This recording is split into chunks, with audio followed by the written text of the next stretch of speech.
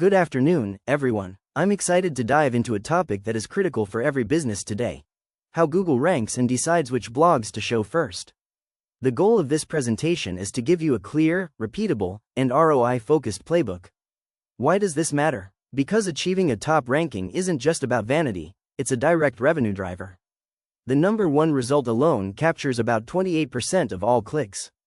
If you can rank in the top 3, you're looking at 2 to 3 times more organic traffic and pipeline.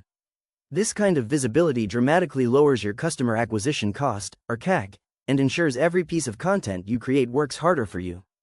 So, how does Google decide who wins that top spot?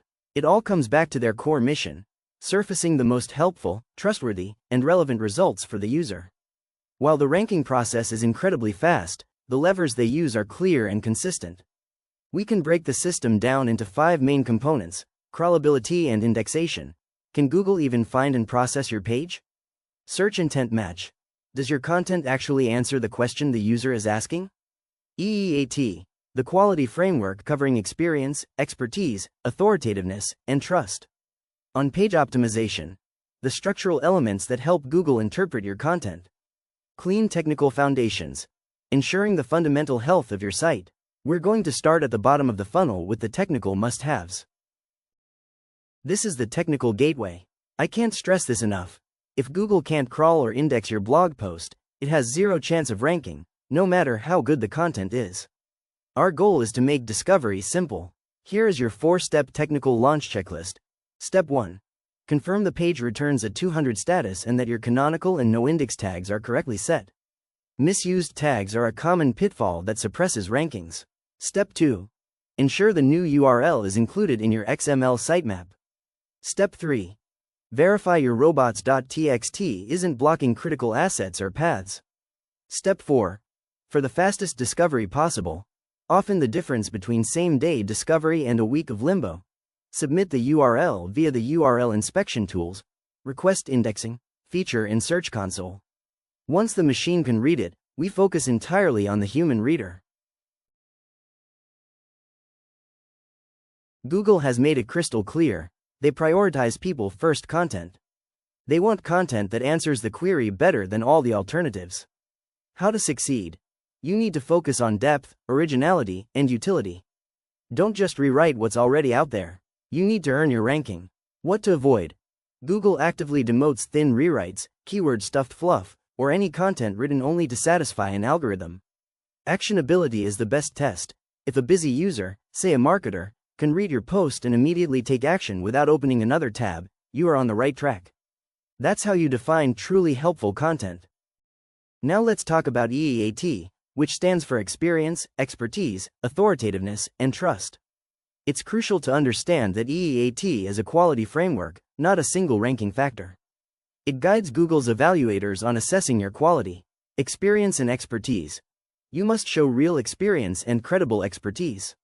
The simplest way to do this is to use bylines with credentials. Authoritativeness and trust. Build trust by citing reputable sources, showing screenshots, original data, and including case results. The power of the example.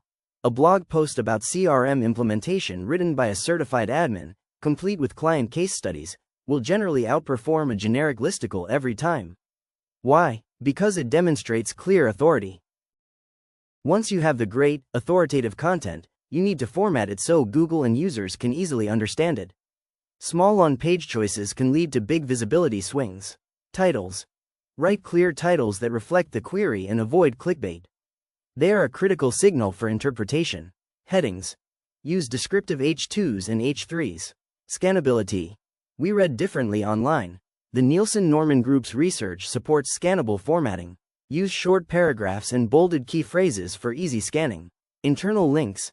These links clarify your site's structure and concentrate relevance. You should add 2 to 4 internal links both in and out of the post. This is how you build topical authority. The teams that consistently win don't rely on ad hoc publishing, they use a simple, repeatable workflow. Standardizing these steps ensures quality and consistency. Define intent and angle. Start by capturing the exact query, the user's job to be done, and the SERP layout. Outline with EEAT. Plan for the expert input, examples, and sources before you start drafting. Draft for scannability. Ensure a strong intro, descriptive H2s, and short paragraphs. Optimize on page. Fine-tune the title, meta description, schema, and internal links. Ship technically clean. Double-check indexability, speed, and your sitemap. Promote and pitch. Earn high-quality links. Use PR hooks, publish original data, and pitch journalists. Monitor and iterate. Track center, rankings, and conversions. Schedule an update at 30 and 90 days because freshness helps when queries benefit from up-to-date answers. Let's wrap up with 3 concrete, actionable next steps you can take today to get started. Topic cluster. Instead of scattered posts, start with one priority topic, build a pillar page, and cluster it with supporting posts to demonstrate topical authority. Refresh posts. Audit your current top performers and refresh stats, screenshots, and examples. Keep titles aligned with current searcher language. Tie SEO to pipeline. The ultimate goal is to connect SEO to your pipeline. Report on the cost per acquisition saved from organic versus paid. That's the metric that gets executive attention.